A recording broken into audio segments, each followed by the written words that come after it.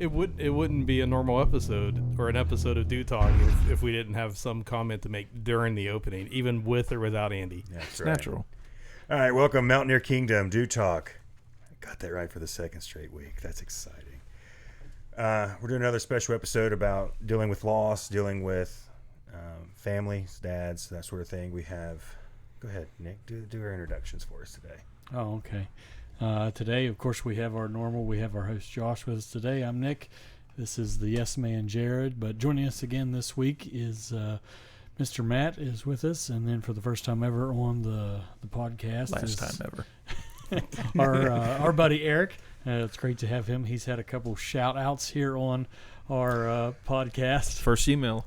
Yes, he Very has. first email. And first how names. dare you? How dare you? Okay, I need to clarify though. The scene wasn't from the scene you mentioned. Okay, it was Kelly saying, "Yeah, I have a question. How dare you?" So when you said you were going to be sad if you didn't get any questions, I was really looking out for you because I didn't want you to be sad the next episode. So I watched it and I just happened to catch it like 10 minutes after you put it up. So I was like, I'm going to email him. But see, my brain went straight to the Bill Butler. It's still a quality scene, and in fairness, it's a pretty common line that I think's mentioned a couple of times. So My family built this country. I'm just proud that you got that it was an Office reference, and it's good. I'm Should glad have we seen went the straight chat, to it. the chat that was going around in the little internal Dude Talk chat text message group thing You'll get it right. Keep Yep. going. Work it out. of just talking about the how dare you email, and the screenshot was sent around, and there was a lot of conversation about it. So yeah. First email, maybe the first list or view within 10 minutes, other than the 30 that we did each. Yeah. Have you gotten serious emails since then, or Yes. Yes. Okay. Yes, we have. Yes, we have. Good. We even had a question posed from a unbiased viewer that led to an hour and 10-minute conversation last week. Yeah, I was kind of shocked on how long we. Well, I'm shocked how much engagement I had. Not quite so shocked on how much engagement Andy had, but Even now, dude, you've engaged a lot. I know, right? Like we're 2 minutes and 58 seconds into it. Listen, you can't all of a sudden become chatty, because when Josh first asked me to come on, I was like, man, I'm worried I'm going to go on there and like I'm just going to have nothing to say, and I'm just going to be a bump on the log. And then I watched the first couple episodes. I was like, oh, well, I can say more than yes. Like I'll be all right. Yes. Yes. Oh, So don't shots fired. start all of a sudden getting chatty now and then making me look bad. Where do you go from there? Keep going. So last week, just to refresh, you three gentlemen have lost your fathers here within the last year, maybe a little bit over that. And we're just chatting about how we cope with some of this stuff, how we, the good, right, wrong, and difference, and just the process, right? We all know being angry is not a sin. How you act in that anger can be. Grief's, all of that's the same way. And then we wanted to talk about what the timing, the purpose, what's our takeaways, how do you move forward? So if you guys don't mind recapping a little bit, just so we can jump back on it. Yes, man. Jarrod. Yes. Yeah. So I lost my dad. It'll be a year here in a couple weeks. And actually this week has really been a hard week, because that's when I took him into the hospital. My birthday was this week, and Big 4-0. That's right. no, but Yes. it was a tough week, just because the day after my birthday was when I took him to the hospital and never came back home, and there was a lot of where I beat myself up over a lot of that. Maybe we get into that a little bit later, but just dealing with the year without him, and having to trust that some years that I was alive and he was with me, that we were able to, he was able to instill a lot of knowledge into me that's going to propel me through the rest of my life, and get my kids that same type of inspiration and education and leadership. Yeah, and I think one of the things I was talking about was the uniqueness of moving away from home and only having that 18 to 20 years with my with my dad, and then moving up here, meeting my wife, and then going over to her house a lot, where her dad was. I was talking to him on a daily basis and picking up his mannerisms and the way he thought, and so we touched on that because that's kind of unique to me as I was thinking about it and prepping before the show last time. I thought that was kind of unique. I've never thought about it in that way. But you mentioning this week, the birthday and all that kind of stuff. It was, and I didn't touch on this last time, but my dad called me. I think it was 2 days. He called me on my birthday, and then it was 2 or 3 days later is when he died. Wow. And so what was odd about it though is my mom would always call me, and wish me a happy birthday and say, hey, your dad's here. He wants to say a few words to you. Well, he initiated the call. Wow. Yeah. So we were just chit-chatting and talking, and I mean, you just never know that that's going to be your last conversation with him. And I think it was about 5 minutes because it was in the morning, as I was trying to get ready for, work, reading through some emails and stuff, and it was a good conversation. But you saying that about your birthday, just I have these flashbacks of moments of where I'm like, I'm so glad he called, and I'm so glad that he initiated the call. Because it was different. Yeah. Yeah. I'd always run it, even now, and I try to do a better job of it because I still have my dad, and he's busy. He still works a ton. He's a paramedic, and he's always he's sleeping or working, and I personally feel it's time to slow down a little bit. Like, the older you get, you can't keep putting in 100 hours a weekend. Right. But what are you going to do when you retire, when you're already used to that? So I kind of try to balance the field. And it's my mindset used to be, because I moved away. I was right at 3.5 hours away from my home. Once I moved up, I really didn't look back very often, just because I was always, I don't know, for whatever reason. And the Lord brought it on to me about a month and a half ago. I think we talked about it down below the Ranger room there on the steps. Learning to forgive yourself, right? We can forgive each other and we can forgive other people, but forgiving yourself. And once that started, like, oh man, I can forgive myself because there is no condemnation in Christ. I told my dad, it's like, look, I purposely stayed away for a while because my parents were splitting up. It was different for me. And it was every time I'd go to visit, it was never home again. And so I purposely put a wedge in. And once I opened that door of forgiveness for myself, it's like, okay, take the wedge out. Now you have to make an active effort to help restore that. And I told my dad that, and I'm going to start crying on him. And he's like, it's so funny. He's like, wait, sorry, I wasn't paying attention. So say that again. I'm like, hey, I'm sorry for everything I've done. I want to start seeing you more. But I always have this mentality, if you didn't call me and I call you, then the phones work both ways. Right. And that's not the way to do it. So I could see, like, when he initiates a call, when that's not a typical thing to do, that would mean a lot. Yeah, it definitely stood out for sure. Yeah. And then everything's different. Do you want to share some of your stuff? Yeah, so my dad just passed away March 13th of this year, so it's still recent, a couple of months ago. But he was only 64. He had dementia for a while. I think he had it for a while and we didn't recognize it.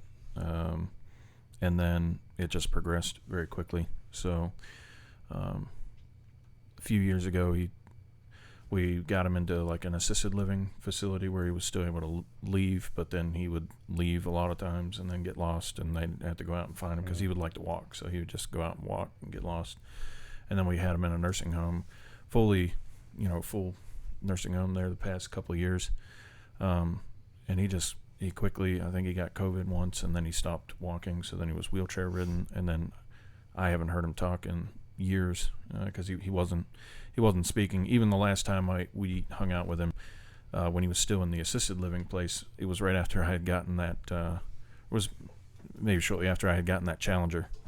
And my dad was like yours. He loved racing. He loved cars, everything. Like there may have never been an avenue for them to meet, but I feel like our dads would have been good friends if they had a chance to meet. Yeah, you were talking about that they probably would have been like really close friends because they both were big Earnhardt fans. Big Earnhardt fan. He used to tell me a story all the time. He grew up in Ohio, and middle of nowhere Ohio, and he went to some farmer's yard, and they had a junk car sitting out in the field, and the farmer told him that if he could fix it up, and his buddies could go race it. So they fixed it up, and they took it out to I think it was Cannonball Speedway in St. Clairsville, Ohio, and he used to race like the little street stocks out there and stuff. And so we loved going to races and stuff like that. But yeah, so our dads both like the wrong kind of racing. Yeah. Now, did he have a need for speed like Paul? Well, yeah. I mean, I think he probably thought he was a better driver than he probably actually was. But we all every do, time there's a curvy road, and it didn't matter if he was driving. Growing up, we had one of those '90s conversion vans. I mean, we were on a curvy road. He was probably imagining himself as a race car driver. But when I got that Challenger, I knew he would like it, and he wasn't speaking a lot even then. So I drove it up here from Virginia, where we were living at the time, just to take him for a ride in it sometime. And that was the last time I saw him outside of the nursing home. And then he was in this small place, and it was very depressing going there. And it was tough the last couple of years seeing him in there because I hadn't seen him in a bit. We still lived in Virginia, so it was tough getting up here a lot. And, going up there and seeing him. My dad was a very simple man. Like he worked at aluminum or met in Ohio my whole childhood, and every day took the same exact thing for lunch to work. It was like it was a cheeseburger, Pop-Tarts, strawberry Pop-Tarts, cottage cheese, and a Pepsi. Every day of his life. Yeah, I don't know if he I could do that. did not like Mexican, did not like fish, and showing up to this nursing home and like he's eating all this pureed stuff, and it's like they're feeding him fish, and I'm like, my dad doesn't like fish. Yeah. I'm like, oh well, he eats it. I'm like, yeah, because he can't tell you. Right, No, I ain't eating it's it. like, so yeah. I mean, it was tough there. We kind of knew he was declining. We thought we had a little bit more time, and then he ended up passing March 13th this year. So yeah, it's still recent. Well, thanks for coming on, and especially it being so recent, and still wanting to talk or helping us talk about it to encourage other guys. You said something earlier that you jump into it if you want to, or we can move on. But you said you kept beating yourself up. You want to share a little bit of that with us, or? Yeah, I mean, the last time that my dad and I really spent some time, like proper time together, was going to Easter, and we always rode to church together because sunrise service, and those of us that work in the tech, we have to be there yet earlier than everyone else does, and so it would keep like my wife and the kids from having to leave the house so early to get down there. So he and I would ride together, and like we always bickered back and forth about cars and stuff like that. But one of the last like real meaningful conversations we had was he was talking about his Charger. You had a Challenger, I got a Charger. And the giggles. Yeah, he was saying, yeah, I think this car's got a DSG in it. I said, no, it doesn't have a DSG. Flip the paddle and watch how slow it downshifts. And so we argued for probably about 20 minutes while we were at Hardee's whether or not the car had a dual clutch transmission in it or not. And then on my birthday, he went to Walmart and got an ice cream cake for me by the time I got home. And I had no idea until he's sitting in the hospital that he almost didn't make it out of Walmart.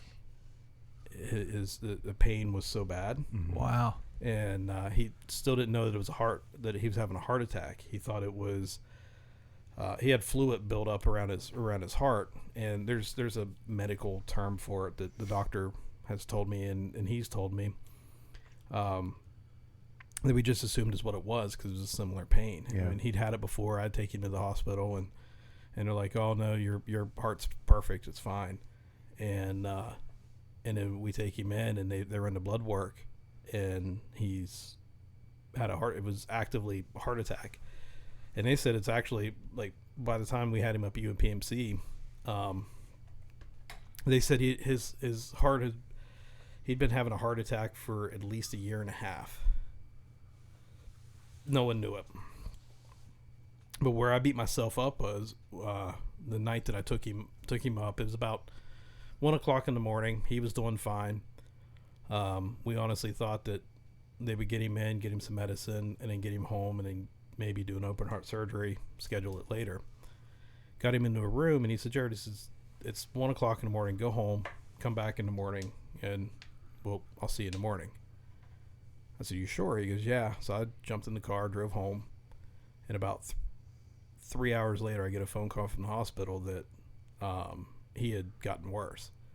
They didn't tell me how much worse until I got into the hospital the next morning and saw him on a ventilator and full life supports. Wow. So like I beat myself up for leaving, because maybe if I'd have been there, it was night. He wasn't in an ICU. He was just in a regular hospital room. And how quickly did they respond when they saw him kind of crashing?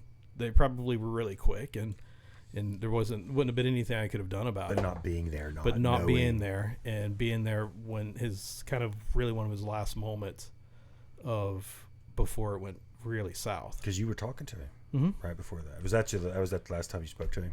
No, when we took him up to Pittsburgh, told him he finally got a chance to ride in a helicopter, and boy, he flipped out on us for letting him go up. I don't have the money for that. I said, don't worry about the money. We'll take it. We'll fix it. We'll figure out a way to take care of it. But when he was up in Pittsburgh, he was off the respirator and he was talking, and it looked like they were going to send him home. You know what's interesting? Is when they did the catheterization on him, they said that his arteries had been blocked for so long that they actually started finding new routes around it, and they were doing a bypass on their own. Wow. And just ran out of time. And but yeah, during the whole process, I've struggled with it. I've struggled beating myself up. Did I do something wrong?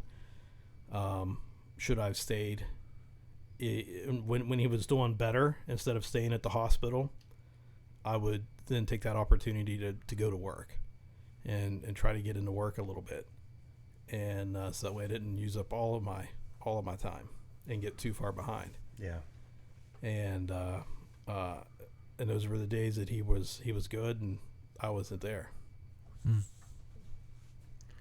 Yeah, it's just tough to even just hear and you process it, because I still have my dad, but I remember when my papa, I'm from the South, when my papa passed away, I'd be in and out. I couldn't stay in the room long. I've never been around it a ton, because I'm one of the younger ones in the family. Like my aunts, uncles, grandparents, they were a lot older. My grandpa, when he died, he was 85, and I remember my dad was there almost the whole time, but he's medical, so he kind of knows the cues they're laying down, and he's picking up on it, and he's comforting us while he's still trying to be there with his dad. And I'll never forget, I was trying to go get an update for the family in the lobby, because I'm like, okay, this is my role. I'll just relay the information. I don't want to be in there. I don't handle that well. I'm not used to it. Still haven't been to a ton of funerals, because a lot of those people went before I could really understand what was going on.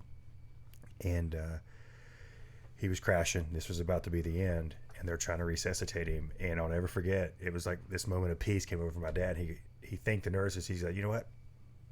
That's it. He's done. He's done his thing. And here I'm like, okay, I'm out. I never pivoted out of a room so fast to go sit in silence. And I'm like, man, just the strength my dad had to do just to let his dad go. Mm-hmm. And then I remember being at this is my papa, man. He was such a character. My grandma had died a few years before him, and he had a surgery that he shouldn't have had. He too old to fight it, and somehow an arm got paralyzed. And never see this man wear a suit in my life. And here he is standing beside my grandma's casket, comforting other people. And I'll never forget that image of here he's lost, a 55-year-old bride, or 50 years of his bride. And I go up to say goodbye, and he's comforting me, and that strength that he had. And I look back on those good memories, and I'm like, man, if I could just be as strong as him, or have the courage that he had, and worry about others first. Always looking out for other people before you look to yourself. Yeah, I mean, the day that my dad actually died, so the doctors had talked to us about kind of winding down life supports, and Nick was up there the last day, and he was in the hospital room when I was fighting with the doctor, saying, no, there's still got to be, we're missing something. Let's look at it all again. And when they finally showed me the latest blood work that they ran the night before, it was like, and he'd been unconscious for probably about 2 days at that point. And so we got the family up and started talking about when we were going to switch him to comfort. And once we did, went back into the room to kind of say our goodbyes and everything. He decided to wake up just as I was kind of telling him bye, and that he was getting ready to die. And that basically it was between him and God at that point. It's like his medical science was done. And it was a whole lot easier to say that to him while he was asleep and unconscious. Yeah. The moment he woke up and was looking at me, man, I couldn't finish it. My uncle had to finish telling him. And I felt that as being his son, it was my duty to do that. Yeah. And so that's one thing that still bothers me that I couldn't finish. Was he able to, in that moment when he woke up, was he able to talk to you at all, or were you just kind of? He had the vent tube in, so like he was able to move his lips some and shake his head. And when my uncle was like, "Hey, Paul, unless God heals you between now and when Jesus comes to take you home, you're going to be spending the evening with Jesus." He said, "You understand?" He goes, and that was just so hard. Yeah. Wow. And the celebration where he's at now, though. I know that's never comforting, but no, it is comforting. You know what I mean? I didn't mean to say that to. It is very comforting because my mom died when I was 9, so this year marks 31 years. Mm-hmm. It was 30 years last year, so it's 31 years this year. Their wedding anniversary was the day that I actually took him into the hospital. And so like one of these days I'll kind of dig in a little bit on my mom. Sure. But the last probably 15 years of her life was difficult. And so Dad is getting the opportunity to spend time with the woman he originally fell in love with. Yeah. Not who he, for lack of a better word, I don't mean to sound callous, but spent the last 15 years of her life with, because it was two different women from my understanding. Yeah. And you were such a young age, so how would? Oh yeah. And then he's with his parents and his in-laws, who he absolutely loved, his father-in-law, and then his best buddy Dan. I mean, old Dan.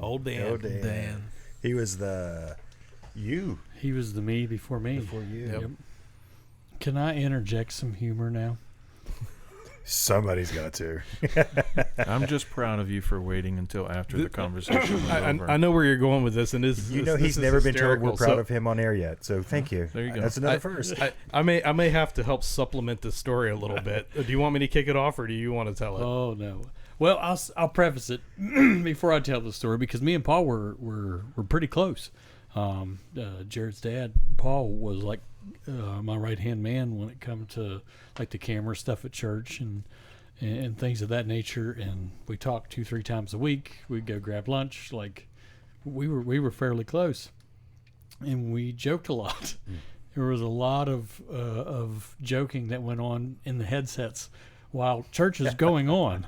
I can only imagine. That never happens. While church is going on, because it's hard to explain, but when you're in the middle of doing that, if you're not like having that type of conversation, you kind of zone out. But if you're actively talking with each other, all right, we're going here, we're going there, it helps out a lot. And but after Paul had passed away, we were the pallbearers. Pallbearers. This is a good story. I remember this one. And we're all chatting at the church. And the funeral director's like, all right, just keep this in mind. Just keep this in mind. Just don't drop him. Just don't drop him. And we're like, oh, we're not going to drop him. Ha, ha, ha, ha, ha. And then we get out. Well, let me preface that. So wait a minute. Like, we're at I'm skipping a good part of it, too. You're skipping a ton of it. So we're at the gravesite. And so my No, cousin... we got to go before that because the car I was driving. We're not professionals. Just... Okay, yeah. So, but we were at the gravesite, and there was some funny humor there. So go on ahead and talk about your car incident. For some reason, I can't remember the exact reason, but I was in a rental car at that time. Something was broke or wrecker. I don't remember. But anyways, when I show up to the church, I pull in, and they put me like hearse, Jared's car, me. And I'm like, why am I right here? Like all these other... No, you're fine. Get right here. You're going... Yeah, you're going there. Okay. So we're halfway there in this car. I didn't know anything about it. I wasn't paying attention. It was a bad day. We just lost Paul. Now we're burying him. Blah, blah, blah. You're almost out of gas. You're really almost out of gas. Bing, bing, bing, bing. You're really almost out of gas. On a road like this. So I'm texting people. And I'm like, I'm literally about to hold up the entire procession because the hill's like this. Yeah. And it's one lane. If I run out of gas right here, everybody behind me is not going to be able to get around me. So we finally get there, and I'm like, whoo, I could drift down from here. And then the funeral guy says it again. He's like, whatever you do, don't drop him. No, he doesn't say it yet. So where that came from is my cousin is so he's as goofy as we are. Oh yeah, he is. So we're standing at the back of the hearse, and my cousin Blaine looks at me. He goes, "Hey, Jarrod, what?" And like we're the front two people. And he goes, "Don't drop him." Thanks, Blaine. Good advice. And never thought of that because I mean we've all got this like weird. Some of the other pallbearers who don't know us that well had to think we were the most insensitive, morons, disrespectful. Like I know that's what was going through their heads. So the guy from the sorry, this story is kind of derailing the whole podcast, but it's Eric will save it.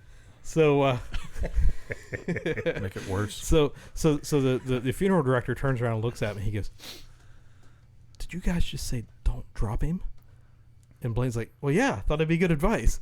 And so he opens up the back of the hearse. He lays his hand on the head of the casket, and he goes, "Paul, Mr. Richards, I don't know you. I'm so sorry."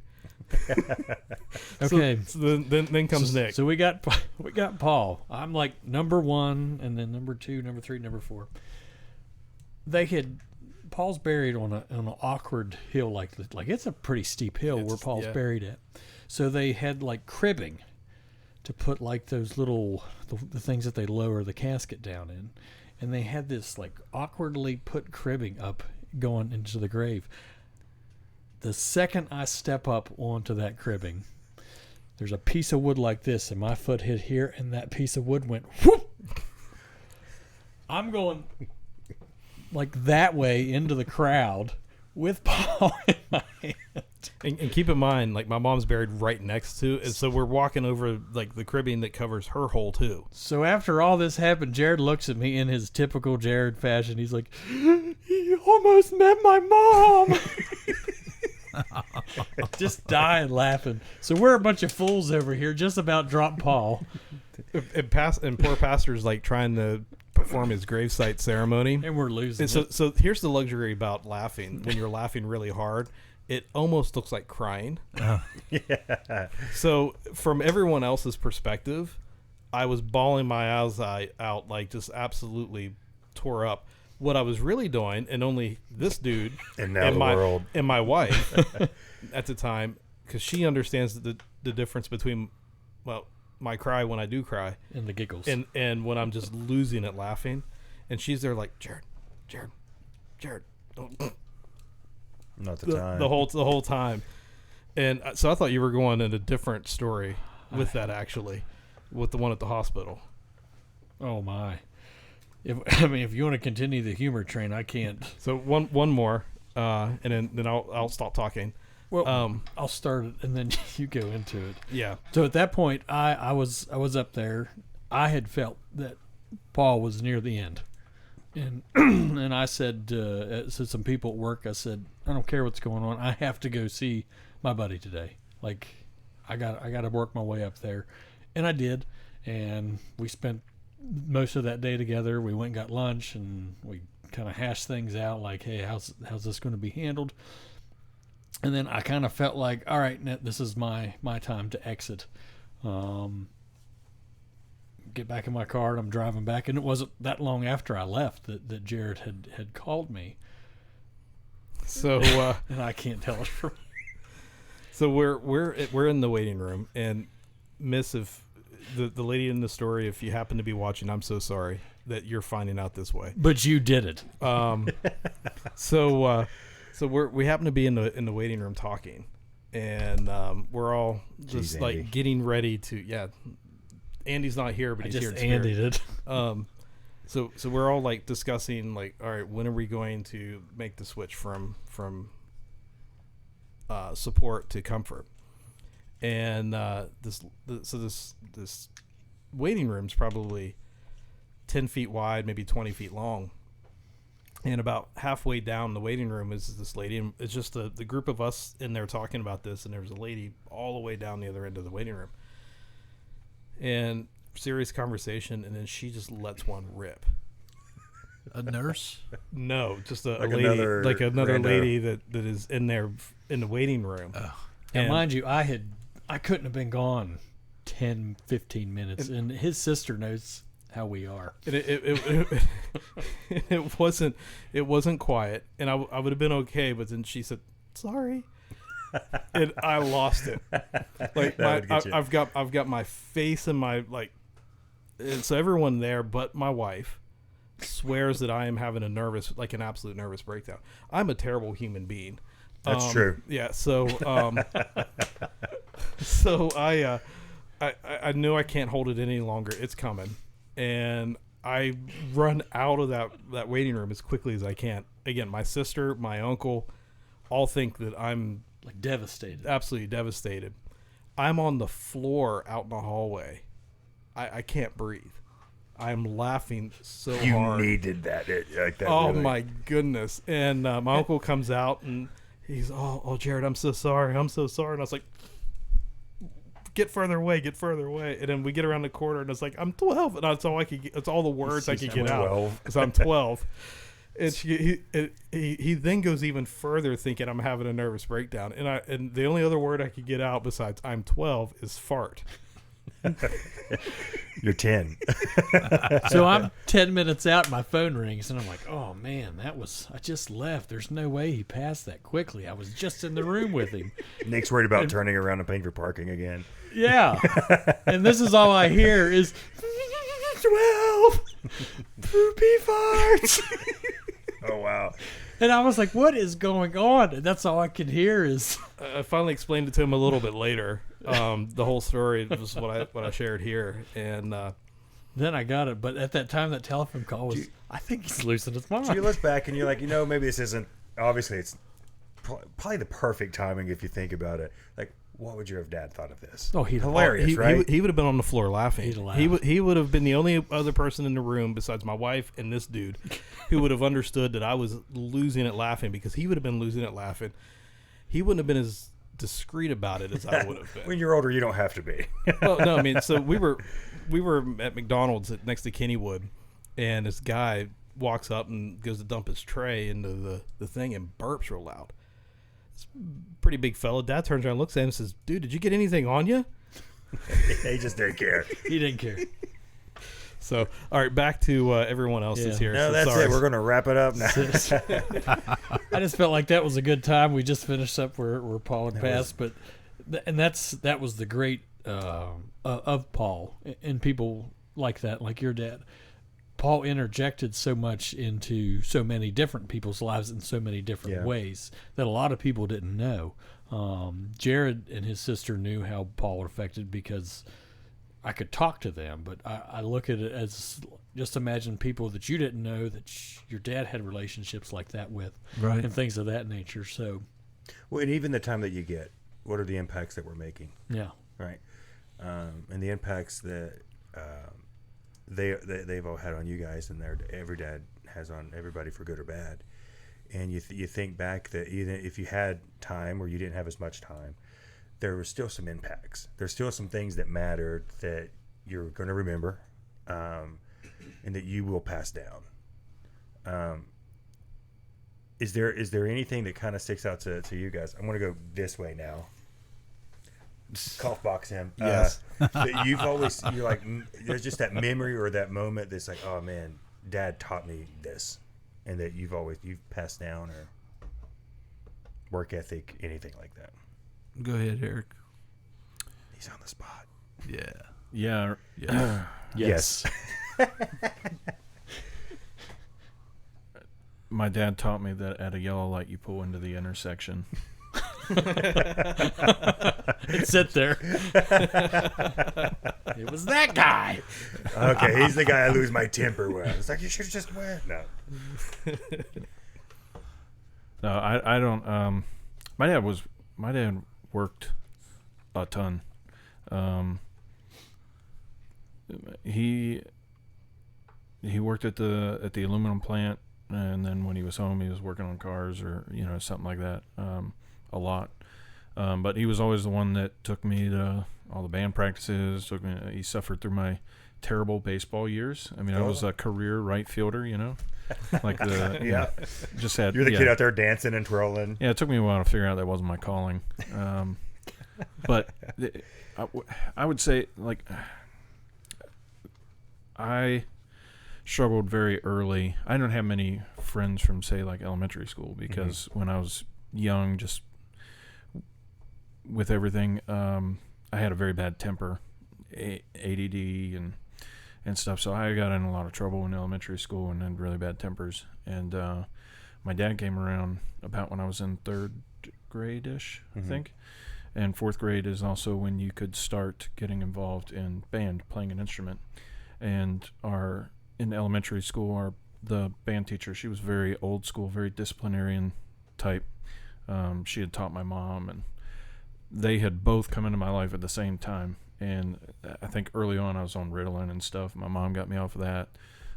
But him coming into my life at that point, like, that was a huge pivotal point for me. So it's not necessarily that there's maybe one particular lesson, but just that I think without his influence and without coming in at that point, that, my life to this point may have looked very different. Yeah. So Just to even coming in that late, the impact that you can have on people. yeah, I mean, just having that, I think that's where, like, even now, we've talked about it with Royal Rangers and stuff like that. And at my last church, I got involved in, like, Young Life and trying to help out. Like, I feel like just having that male role model is so important, especially for young men. Such a difference, Yeah. Especially in this crazy off the rails world we're in right now. It just, I promised myself we won't go too political, but it's insane. And the importance of that male figure. I remember Haley she went to school to be a teacher, and before she got pregnant, she was working in some, I forget the word, like, not Head Starts, but pre-K and all that, and talked about it's basically females, but if there was one dude that was there, it changed the entire dynamic for all the kids. It's like they're missing that. And we talked a couple weeks ago about fatherless homes and all of the stats that affect that. And I mean, how many grandmas are raising kids, and kids in foster care or with older grandparents? And by that time, dads are starting to, they're starting to slow down a little bit. And there's that impact of a good male, especially if they're a godly male and they're imparting that wisdom. And almost thinks about, so I knew about God growing up, and then I went away from that for a while. I've talked about doing the 180. If I could do it, I'd do it just out of spite, almost to the point that my heart was hardened. But Jesus came into my life right when I needed him the most, where he never left me. I just had to realize that I was the idiot doing all the bad stuff, and he was still right there ready for me. And we always compare talk about our earthly fathers, but man, our spiritual father, he's got it, the blessings, the joys, the lessons he teaches you. I mean, there's nothing like being convicted by the Holy Spirit to straighten you up. But it is important, some of these to have a male presence in your life that you can pick up on. You talked about your stepfather, or not your stepfather, your father-in-law. Father-in-law, yeah. And all that impact. Well, and just what we talked about last week, the likeness. The definition of a father is having the likeness of and being made in the image of. And there's some things that I'm proud of that my dad taught me, like respect, honoring my mother, and watching my mouth, and but some other things, and I've talked to my mom about this, is hey, did Dad have a problem with anger? Okay.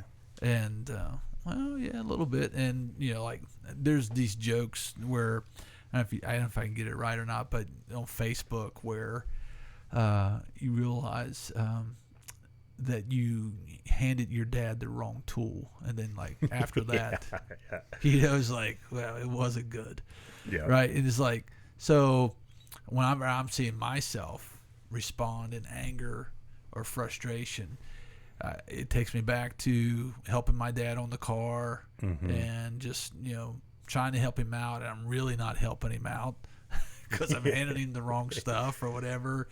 And he's frustrated that this beat up car that we have is yet again broken down. And so he's fighting that frustration of probably like, I like it that I have a reliable vehicle. Growing up, it was tough to have a reliable vehicle. And I remember one particular time my dad, we used to go on trips every once in a while, and I mean we just had some really tough cars, beaters. Yeah. We broke down on the interstate, and I've never saw my dad cry, ever. My dad never cried.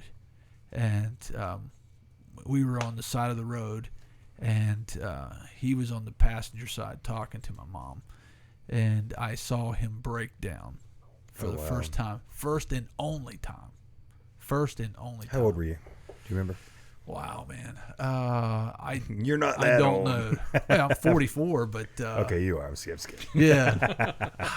Trying to think, what was that? Between the ages of 6 and 11. I mean, it's a wide range. So that was the only time. That is the only time I've ever seen him cry, ever. And oftentimes I think about when I'm driving to work, or if we go and buy a new car, which we usually hang on to cars quite a long time. But man, I really enjoy taking care of my car. Yeah. Because I'm thankful that I got a good car. You know what it's like to. Yes. Yeah. So, going to the dealership and getting oil change, you better believe it. Brakes are squeaking, man, those things are getting fixed. Yeah. So, because just car after car of just beaters was just so frustrating. So for him to work as much as he did and then not really have anything to show for it from that standpoint, that day when frustration just came out to its peak and he just broke down. And now your dad was always saved, correct? He was a Christian growing up through your life? Yeah, his mom and dad were believers, a family of believers. Yeah.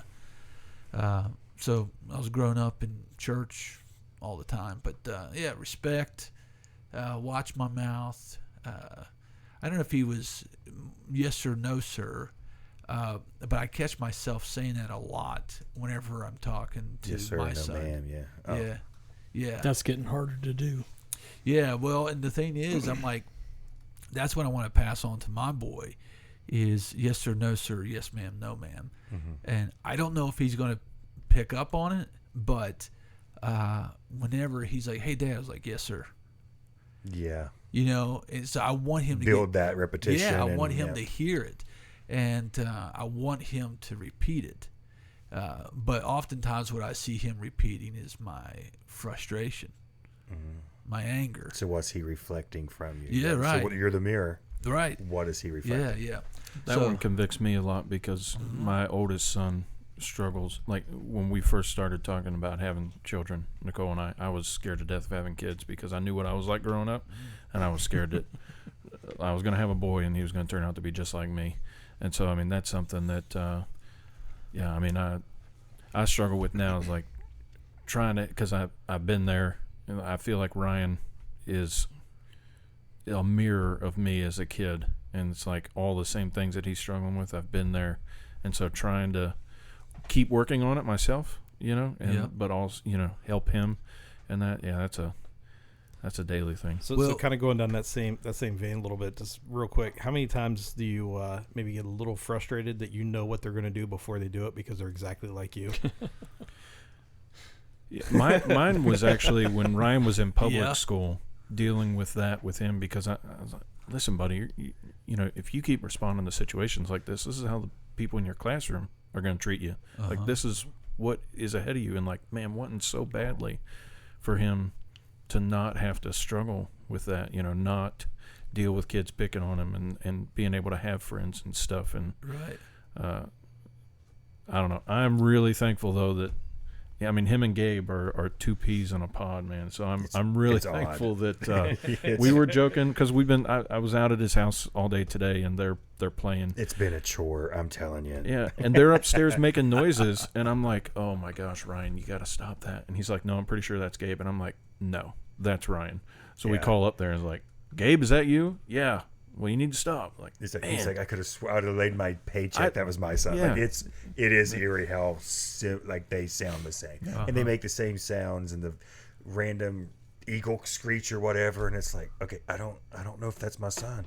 Like, it's now there's two of them. It's like it's the pterodactyl in our house. That's what it is.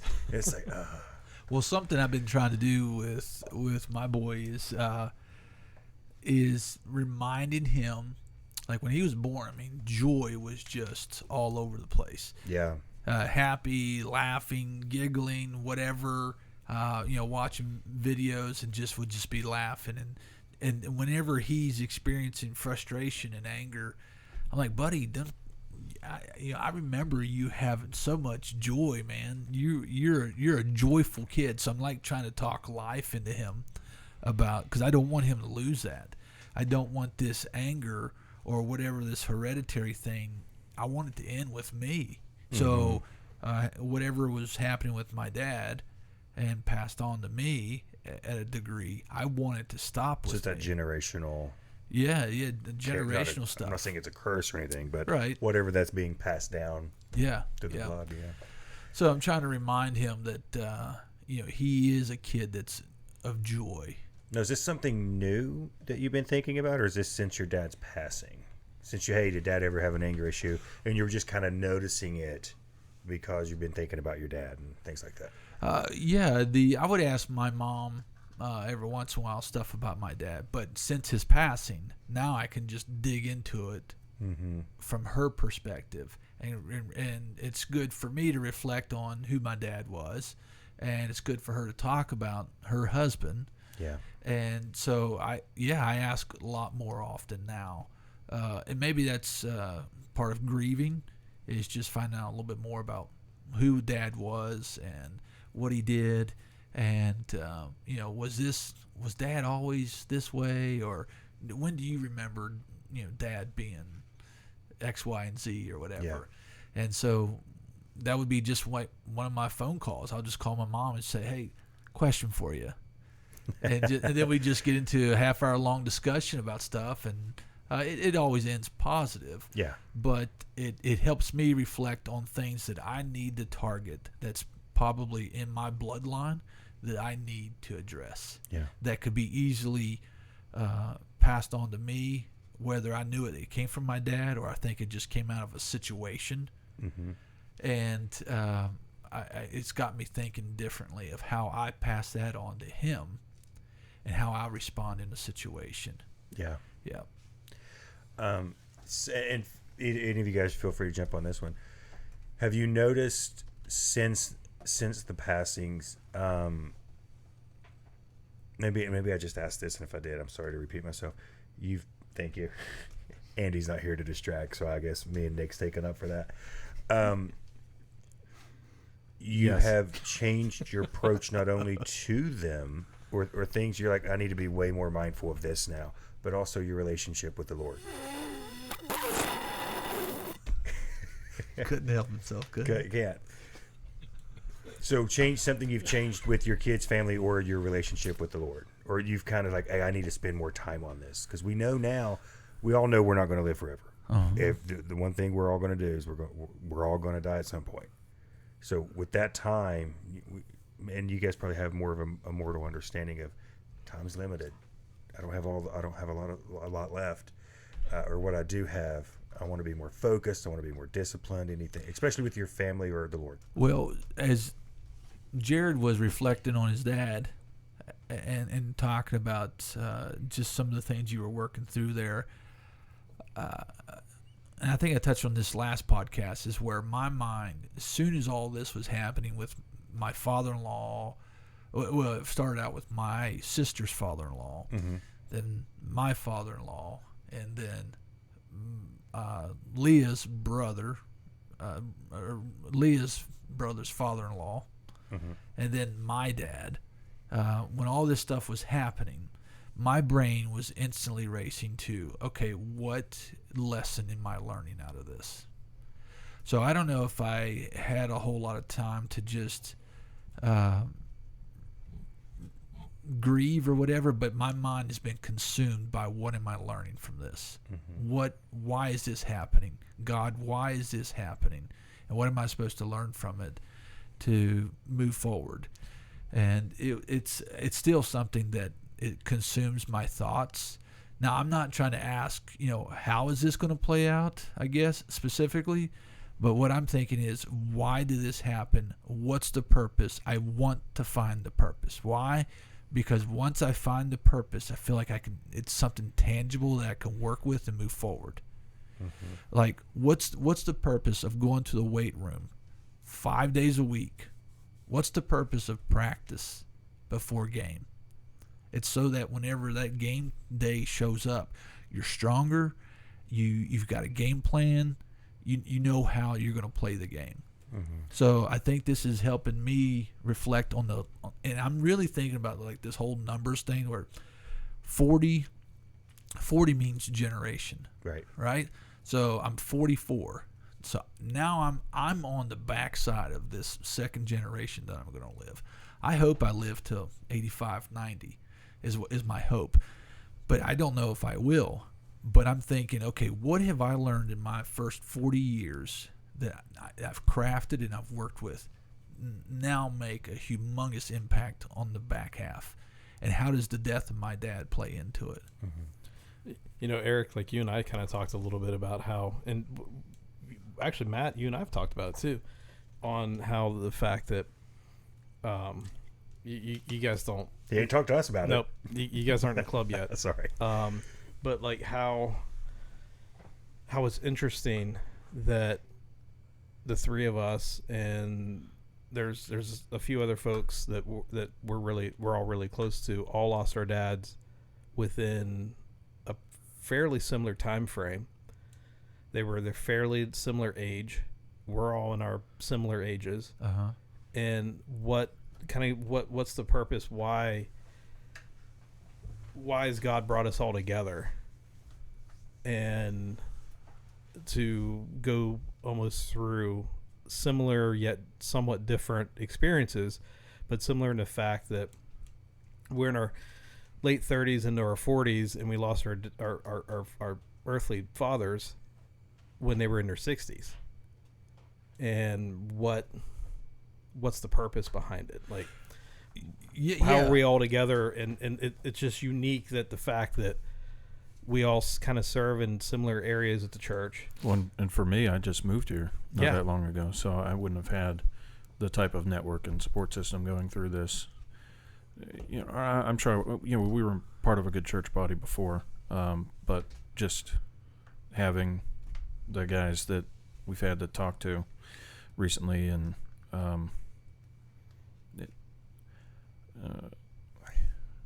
I guess if I can share a little bit about Dad's story, and the things that I was struggling with this, because my story is probably from a different perspective as far as not fully having the comfort of knowing that your dad was saved, and then with the dementia on top of that,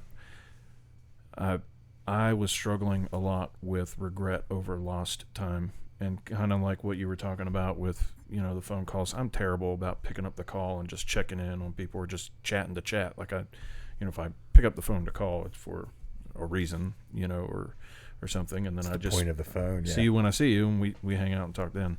And then, living far away, I mean, I was in the Navy for 10 years, and then, we lived in Virginia for a while after that, after getting out. And so when we come up home, we only come up home like, twice a year. And then we've got two sides of her family. We've got my family. My mom and dad divorced shortly after I graduated high school. So then it's just trying to get around to see everybody in a short period of time. Didn't happen that often. And then, when he started struggling with the dementia, I just felt like, man, I did not do a good job of evangelizing my own family, and talking about it. Because I didn't grow up in a family like that. Like, I still struggle with it feeling weird, talking or praying at family gatherings or trying to have that conversation, because there's members of the family that, be like, oh, if you want to pray, do that on your own time, and things like that. And it's tough sometimes to have that courage, and so when I would go and visit Dad in the nursing home and stuff, I need to start getting this right, and I would try to go there and read some scripture with him and try to pray with him. But it's a one-way conversation. You're not able to get anything out. So I don't know what he's understanding. I don't know how his mind's working. I don't know if he's hearing me, if he's understanding anything. But so a couple of months ago, we went and visited him. Like I said, my dad was a big race fan. So me and my sister would buy him some DVDs, race DVDs, old NASCAR stuff and everything. And we'd take it there and we'd sit down and watch. And Dad wasn't very responsive, but man, the second we would put on a race and he would see that come on, like, he would get glued to that TV and he would not take his eyes off of it. And you could tell he was intently watching that race. Like, he knew he was watching. So we sat there and we watched Dale Earnhardt's 98 Daytona win with him. And we got done, and it was like time for me and my sister to go. And so I said, all right, Dad, well, I'd like to pray with you. And I knew he was getting towards the end, because he was struggling with, he was not eating. He started not eating. And so one of the things that I struggled with is, we had to make decisions about, does he get on a feeding tube or not? And it's like, well, if he gets on a feeding tube, he'll probably live longer, but then there's complications with that because he has dementia. He could rip it out, get infections, a lot of health concerns with that. And it's like, what are you prolonging? What kind of quality of life and everything? But not knowing his salvation, it's like, well, if I don't give him the feeding tube, am I pushing him quicker to an eternity, Oh, well, yeah. without Jesus and not seeing him? And so that was really tough. But talking about having that support group, like, I was able one night with the worship team. There's some awesome people on our worship team, and some people who have gone through it recently. And just being able to share that with them, and the way they prayed for me that night. And it was actually the night before I was going up to visit him. And so I had shared that concern, and I knew I was going up the next day. And so there was a lot of people just giving me really encouraging words and advice that night. And so when I went up the next day, I knew I needed to pray with him. I needed to try to lead him through a sinner's prayer or something and just let God do the work. Yeah. And so we went up with him. We watched that movie, or the race. And at the end of the race, I said, all right, Dad, well, Anna and I are going to get ready and go. I said, I'm going to go ahead and pray with you. So the whole time we were there, he was laying in his bed, because he was bedridden at this point, but he had his arms folded over him and was just sitting there. And Anna had given him like a stress ball, because he kind of liked having those in his hand. But he hadn't really moved the whole time. And so we leaned up, and I folded my hands, I closed my eyes, and I started praying with him, and I just probably stumbled through it. I mean, if someone was outside, they probably would have thought nothing special of it. It wasn't anything special, and I just kind of went through basic, God, I'm so thankful for my dad and the time that we've had together, and I just ask you to reach him inside, help him to understand what I'm saying right now, and that you are Lord, and that you would just help him to understand, help him to turn over his life to you and come to accept you. And so I go through this, and I get done and say amen, and I look up, and my dad had uncrossed his hands, put down the ball, and had his hands folded, and was looking like straight at me, like just straight through me. And that was the last time I saw him alive. And we ended up leaving. And I didn't say anything at the time because I'm not one to try to make a lot out of things, you know. Yeah. But we left the nursing home, and I got in the car, and me and my sister, and I was like, did you notice that he had his hand folded and was praying? And so, like, that gave me comfort, because the night before I went to visit, you know, after sharing with the worship team and everything, like, I just prayed to God, and I was like, please give me a sign, something to show me that he understands that there's something there, you know.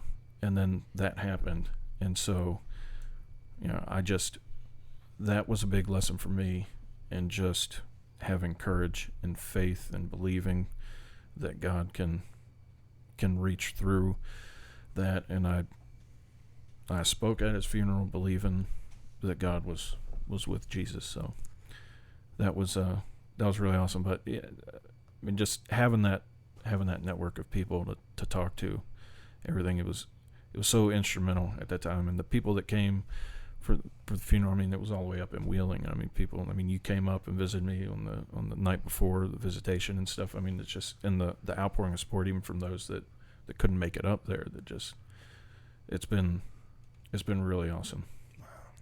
I mean, you've only been really part of the team for what, about 2 years back there? Yeah. But like, it feels like you've always been there.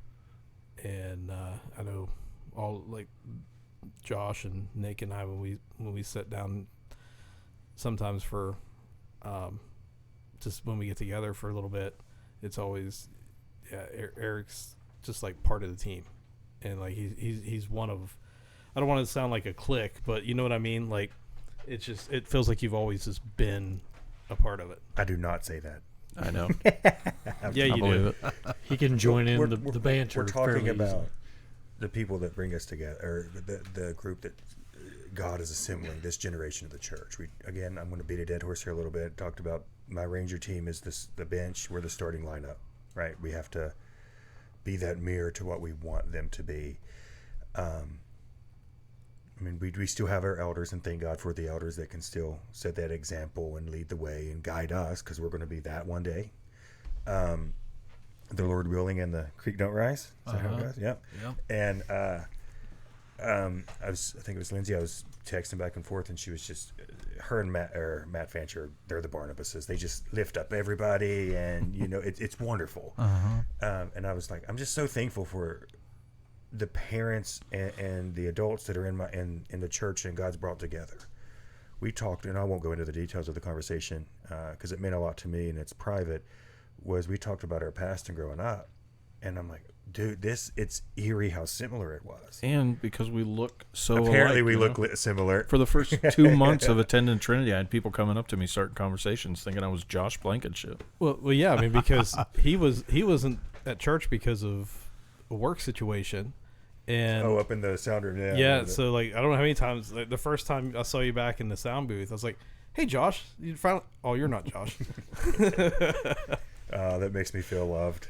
But yeah, so I don't know if people at Trinity are really nice to newcomers, or if they just thought I was Josh when I first started coming in. Oh, it had to be newcomers. Okay. If you think about it, knowing how similar our backgrounds were, and our kids are all around the same age,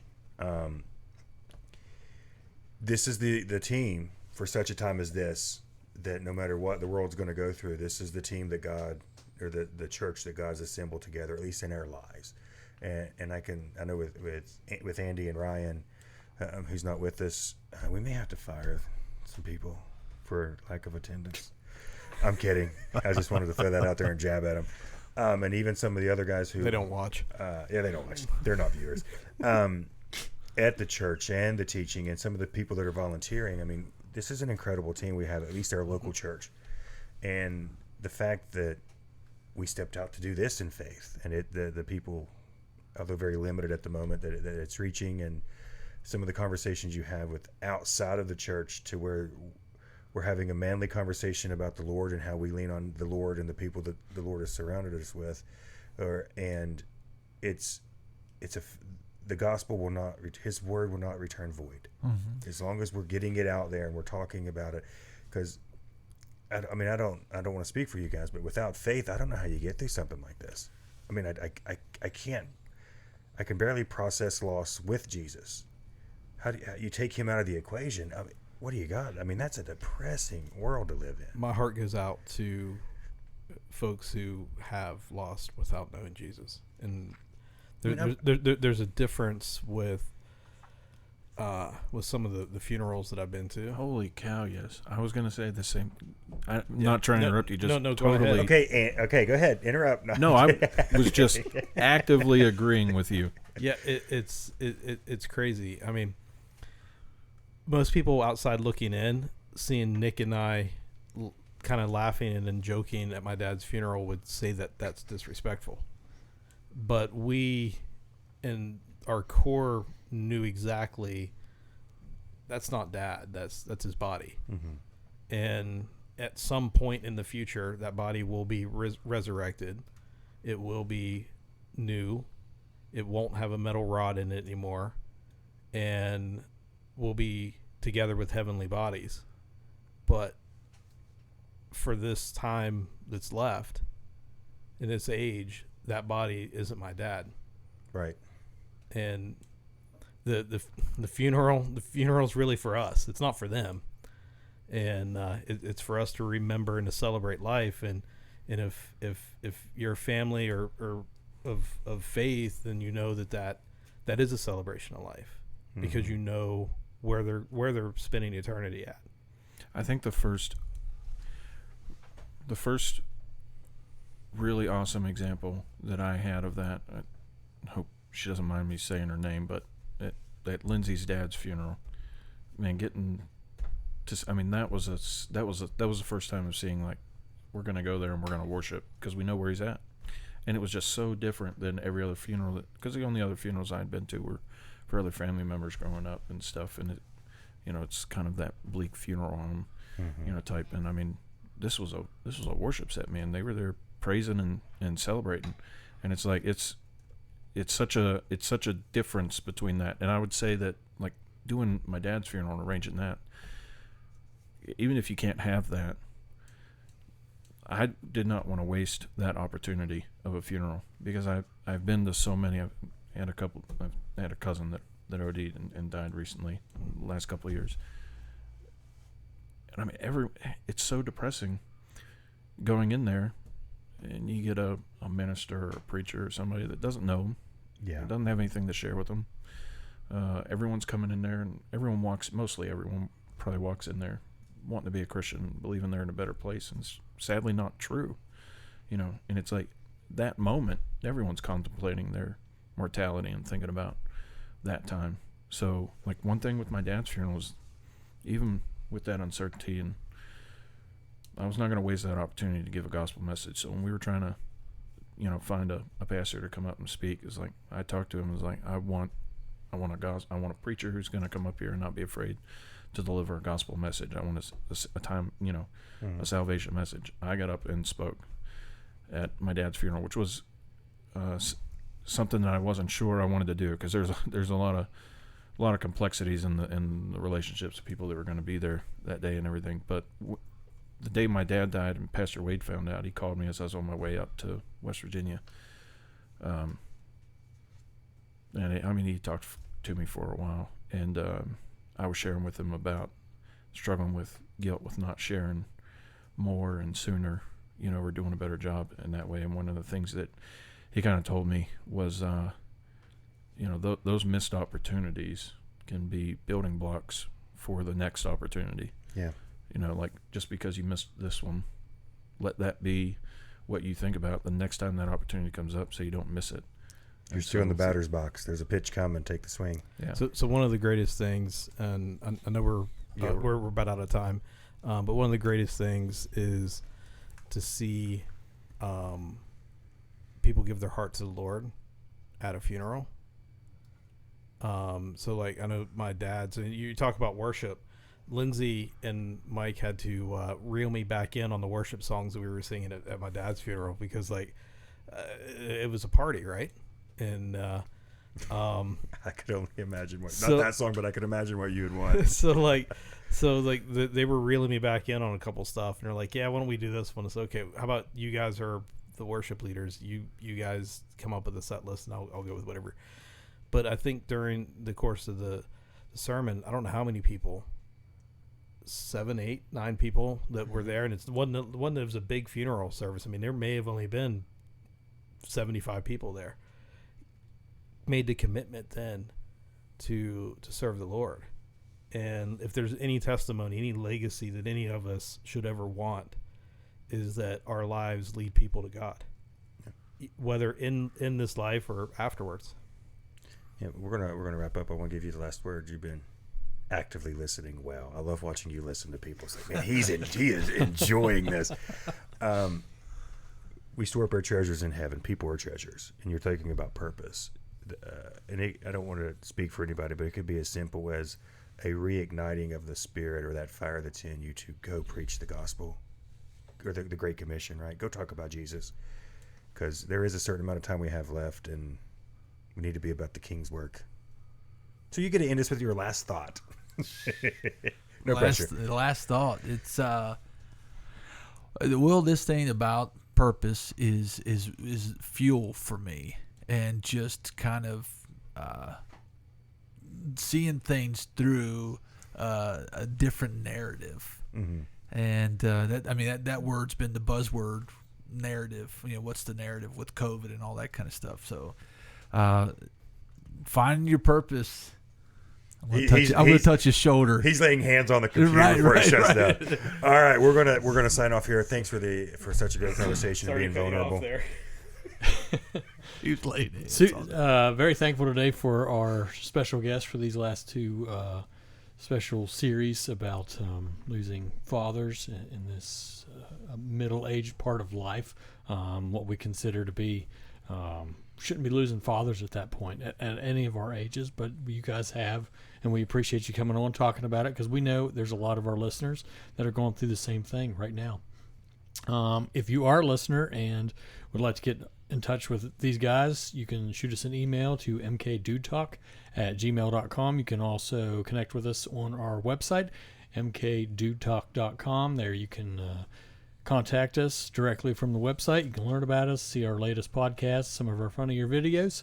Again, we appreciate you guys coming out. Be sure and tune in next week as we will have our normal roundtable guys back here at the game. So for the yes man, Jarrod. Yes. McJ, Matt. Your name. I need a nickname. I should have come up with one. We'll call him 3 first names. Phyllis from The Office. Oh, 3 names. Three names. 3 names, Eric. And, of course, our host, Josh. I'm Nick for Mountaineer Kingdom Dude Talk. Real men, manly talk. And I didn't prep this to be ready, so... He's worried about running out of time. Yeah, right. And then it's taking like 30 seconds. Well, no, we're going on a minute now. Minute and a half. Trying to find the track. Your jokes earlier. We'd have been perfect on time. I know, right? Sorry. Oh my, help us. And you got to turn it up. Thanks for having me. That was a lot of fun. Oh, we're still alive, so you can thank us later. Man, thank us now.